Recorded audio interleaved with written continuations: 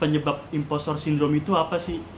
Nah, jadi salah satunya penyebab impostor syndrome itu adalah faktor-faktor dari cara mengatasinya itu.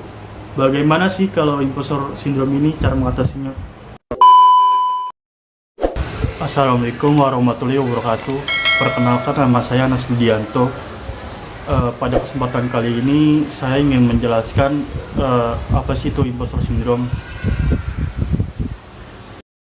Jadi impostor syndrome ini adalah kondisi psikologis ketika seseorang ini merasa tidak pantas meraih kesuksesan yang atas dicapainya.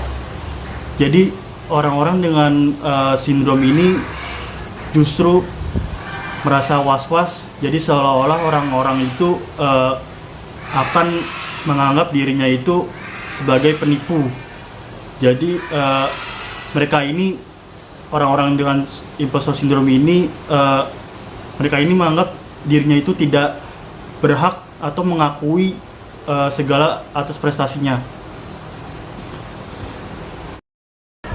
Jadi menurut Clance dan Imes 1978, impostor syndrome ini adalah pengalaman psikologis seseorang yang mempercayai mereka ini bahwasanya pencapaiannya ini bukan atas kerja keras dari dirinya, melainkan atas kerja keras dari orang lain. Jadi sindrom impostor syndrome ini, mereka itu memanipulasi impresi dari orang lain terhadap dirinya. Menurut Clance 1985, orang-orang yang mengidap impostor syndrome ini, ketika mereka dikasih tugas yang berkaitan dengan pencapaian diri, mereka ini akan merasa tergesa-gesa, gelisah, cemas. Dan ketika waktu yang diberikan tugas ini akan habis, mereka ini akan merasakan khawatir yang berlebihan dan merasa cemas juga. Ada 5 jenis orang-orang yang rawan mengidap impostor syndrome. Itu ada the perfectionist. Jadi orang-orang yang the perfectionist ini, mereka selalu melakukan standar tinggi. Maksudnya standar tinggi itu adalah mereka selalu membuat apa yang dilakukan itu harus berstandar tinggi. Jadi ketika mereka melakukan sesuatu, mereka tuh harus sempurna dibandingkan orang lain. Namun saat berhadapan dengan kegagalan, orang-orang yang perfeksionis ini mereka langsung meragukan kemampuan diri mereka. Lalu mereka kesulitan untuk bangkit lagi. Contohnya seperti orang-orang yang sedang ikut tes SBMPTN atau perguruan tinggi, atau mengikuti tes kepolisian atau tentara. Jadi orang-orang yang perfeksionis ini, mereka ini langsung membuat standar tinggi. Standar tinggi itu ya ekspektasinya dia itu sangat tinggi sekali. Namun saat mereka gagal di tes itu, mereka itu langsung merasa pesimis dengan dirinya sendiri.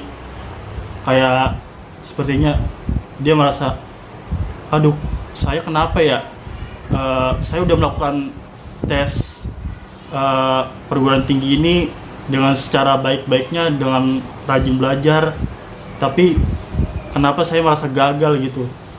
Jadi ketika sudah merasa gagal seperti itu, orang-orang perfeksionis ini dia sangat sulit untuk bangkitnya kembali.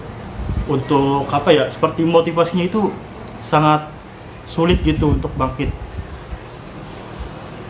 dari jenis perfeksionis ini.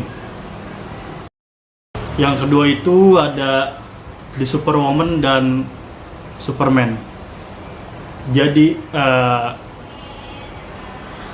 orang-orang seperti ini tentunya yang kita tahu tuh, orang-orang seperti ini adalah orang yang sangat kuat dalam berbagai hal dan berbagai macam situasi. Mereka ini orang-orang yang kuat juga gitu. Namun ini ada namunnya juga. Jadi orang-orang seperti ini juga dia berusaha melakukan yang terbaik, bekerja keras. Namun orang-orang seperti ini bisa dibilang juga mereka ini mengidap impostor syndrome juga. Jadi fenomena ini disebabkan karena adanya tekanan dari lingkungan seseorang ini, berteman, seperti lingkungan berteman dan lingkungan sekitarnya. Mereka ini memiliki standar tinggi berprestasi, mungkin di temannya seperti itu harus memiliki standar yang berprestasi dan tinggi juga. Jadi kapasitas yang sangat yang sangat tinggi lah, istilahnya seperti itu. Jadi The Superwoman dan Superman ini kemudian mendorong dirinya sendiri ini untuk bekerja lebih keras lagi agar bisa setara dengan lingkungan teman yang lain. Jadi contohnya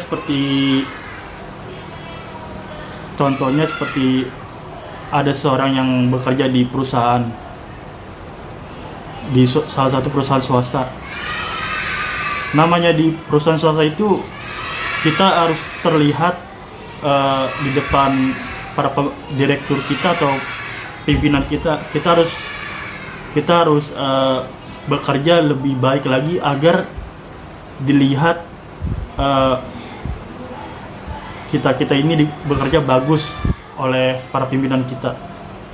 Jadi orang-orang yang Superwoman dan Superman ini, mereka selalu bekerja keras di setiap hari demi hanya melihat demi hanya dilihat oleh para pimpinan bos tersebut.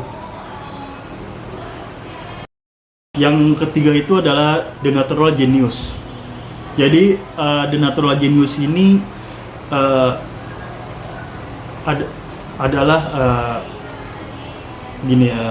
kapasitas yang dimiliki oleh seseorang itu dalam belajar. Mereka melakukan sesuatu itu yang berbeda-beda dan antara satu dan lainnya. Jadi orang The Natural Genius ini yaitu orang-orang yang rajin belajar dan bisa dibilang ya kutu buku. Namun orang-orang The Natural Genius ini biasanya yang kita jumpai yaitu kepada anak-anak muda dan atau anak-anak sekolah. Kita mungkin banyak menjumpai anak-anak sekolah yang mungkin yang kutu buku, belajar di perpustakaan. Orang-orang yang The Natural Genius ini, mereka akan selalu belajar terus. Namun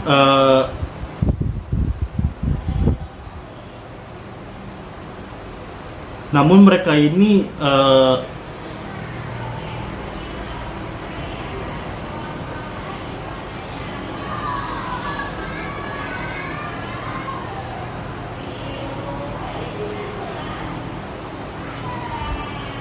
Namun mereka ini ketika kemudian mereka membutuhkan waktu yang lama untuk menguasai sesuatu, perasaan malu pun mulai menghampiri the natural genius ini. Jadi orang-orang yang rajin belajar gitu, atau bisa disebut kutu buku, belajar di perpustakaan, setiap hari belajar, mereka ini tentunya perlu ketika membutuhkan waktu yang membutuhkan sesuatu yang ingin dicapai. Mereka ini tentunya membutuhkan waktu yang cukup lama. Nah, waktu yang cukup lama ini yang membuat mereka ini terkadang timbulnya ada perasaan malu kepada mereka. Jadi seperti halnya saya ini, misalkan ya, saya ini ada ujian di minggu depan. Orang-orang yang the natural genius ini pasti mereka ini butuh waktu yang sangat lama untuk belajar gitu. Namun di saat belajar itu dia harus ada target-targetnya juga bagi dirinya dia. Nah, ketika ada targetnya itu, mereka ini juga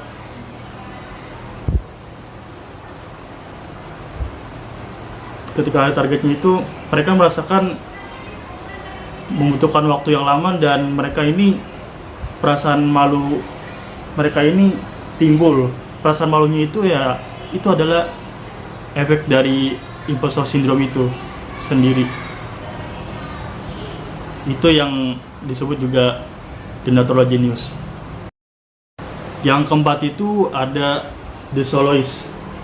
Jadi impostor syndrome ini mereka ini lahir dari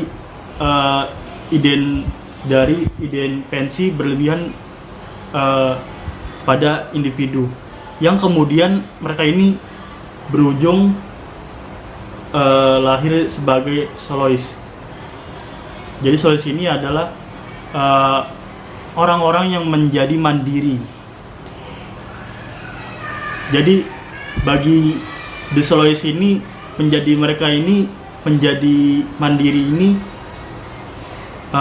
itu adalah merupakan hal yang baik bagi dirinya. Tapi tentu saja bukan berarti harus melakukan segalanya. Jadi the soloist ini mereka punya pola pikir yang terbentuk dalam dirinya ini pada dasarnya berlawanan arah dengan konsep manusia sebagai makhluk sosial gitu ya. Jadi orang-orang yang the soloist ini mereka ini tidak membutuhkan orang lain gitu dalam hidupnya dia. Jadi soloist ini mereka tidak suka menerima bantuan dari orang lain. Itu adalah bukti bahwa dirinya itu mampu untuk menunjukkan dirinya itu terbaik gitu, tidak butuh orang lain. Jadi biasanya orang-orang the soloist ini ya orang-orang yang sering ngekos. Orang-orang yang sering ngekos itu kan orang-orang yang biasanya orang-orang yang mandiri, tidak butuh bantuan orang lain. Jadi apapun yang dilakukan sendiri, kayak seperti nyuci dan merap dan gosok, seperti itu ya, gosok baju sendiri. Itu adalah orang-orang yang the soloist. Ya, itu adalah dari jenis impostor syndrome, the soloist. Jenis yang terakhir impostor syndrome itu adalah the expert. Nah, ini menarik nih, the expert ini. Jadi, the expert ini adalah jenis imposter syndrome yang mereka ini individu yang ingin dianggap serba tahu oleh orang lain. Seperti halnya ya, ada kejadian, maksudnya ada fenomena baru di berita atau di sosial media. Mereka ini ingin mengungkapkan segalanya di depan orang lain, padahal mereka ini tidak tahu apa-apa gitu, tidak tahu penyebab dari sesuatu kegaduhan tersebut. Misalkan di sosial media tuh ada yang men-share orang berantem lah, istilahnya seperti itu.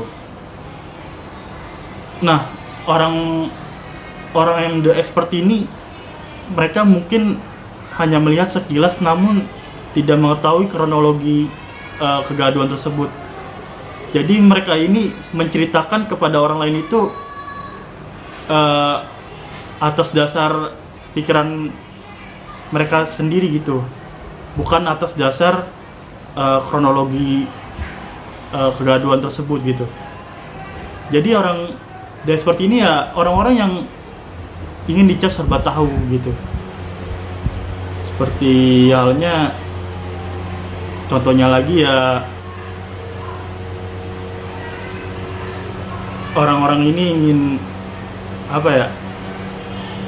ingin dicap juga sih sebagai bahwasanya saya itu gaul loh, tahu tentang apapun di dalam berita gitu atau sosial media, seperti itu. Ya sedikit-sedikit seperti FOMO ya. FOMO itu kan kalau FOMO itu kan dia selalu update di sosial media. Kalau di expert ini ya mereka ya menyampaikannya itu di depan-depan orang lain, seperti di lingkungan pertemanan. Kayak contoh hasil skor bola, padahal orang yang the expert ini dia tidak tahu ya, maksudnya tidak mengikuti perkembangan bola, namun mereka ini memaksakan tahu gitu di depan teman-temannya mereka. Itu adalah jenis imposter syndrome the expert, seperti itu teman-teman. Nah, jadi penyebab imposter syndrome itu apa sih? Nah, jadi salah satunya penyebab imposter syndrome itu adalah faktor-faktor dari segi lingkungan berkeluarga ya. Jadi mungkin saja di keluarga yang mengidap imposter syndrome ini adalah keluarga-keluarga yang kritis dalam segala hal. Dan bisa juga disebabkan faktor-faktor ini karena lingkungan sekitarnya mereka. Mungkin lingkungan sekitar mereka ini adalah orang-orang yang pintar dan berprestasi. Nah, itu akan menyebabkan timbulnya imposter syndrome. Jadi mereka ini ingin kelihatan seperti di lingkungan mereka tersebut gitu, ingin dilihat pintar dan bahwasanya saya ini bisa apa yang orang lakukan gitu. Itu adalah sebagian dari faktor-faktor penyebab dari imposter syndrome. Cara mengatasinya itu bagaimana sih kalau imposter syndrome ini? Cara mengatasinya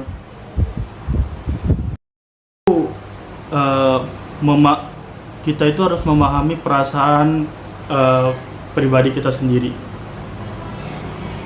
Jadi ketika kita sudah merasa cemas atau sudah tidak kuat lagi untuk menghadapi hidup ini, sebaiknya orang-orang yang imposter syndrome ini berbicara kepada teman sekitar atau maupun mentor ya, teman atau mentor yang bisa dipercaya buat diajak bicara gitu. Hal ini juga dapat membuat lawan bicaranya itu akan berempati juga terhadap orang yang impostor syndrome ini. Ya intinya berbicara ketika udah merasa cemas, intinya berbicara saja kepada teman gitu. Itu cara mengatasinya itu membangun koneksi. Maksudnya membangun koneksinya itu apa sih? Jadi orang-orang yang impostor syndrome ini harus mengawali dari ulang lagi membangun koneksi itu seperti hubungan dengan lingkungan ya, lingkungan sekolahan, pertemanan atau lingkungan kampus, lingkungan kerja. Mereka ini harus membangun hubungan untuk saling mendukung satu sama lain.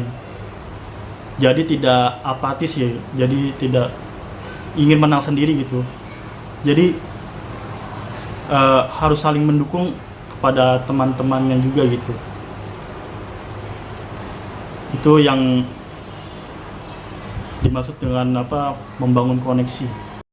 Itu yang ketiga, cara mengatasinya itu berhenti membandingkan diri sendiri dengan orang lain.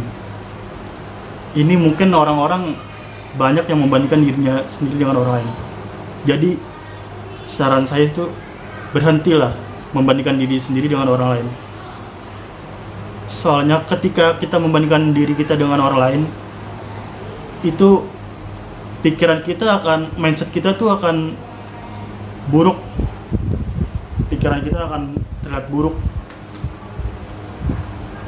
Jadi kita akan memikirkan hal itu ketika kita merasa cemas. Itu akan berkelanjutan. Jadi intinya berhenti membandingkan diri kita dengan orang lain. Ketika kita sudah berhenti membandingkan diri dengan orang lain, pikiran kita itu akan enak aja gitu. Kita percaya diri dengan diri kita sendiri. Kita pede gitu apa yang kita lakukan. Tidak perlu merasa cemas. Jadi hal itu akan memberikan efek yang bagus juga ya untuk berhenti dari impostor syndrome ini. Seperti itu. Mungkin sekian saja apa yang saya jelaskan mengenai impostor syndrome. Kurang lebihnya mohon maaf. Wassalamualaikum warahmatullahi wabarakatuh.